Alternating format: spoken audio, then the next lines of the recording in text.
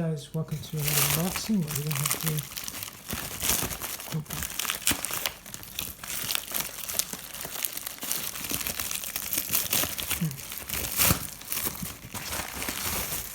here? Yay! It has arrived.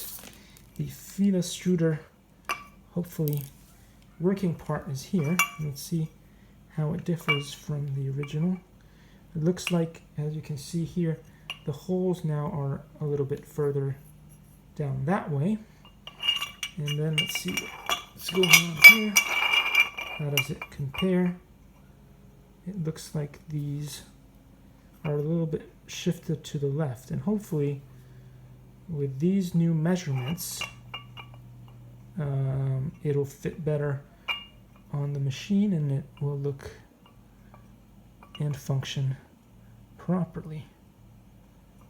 Anyway, big shout out to Filastruder for sending me the replacement part, and hopefully we will be printing filament soon. Thanks for watching.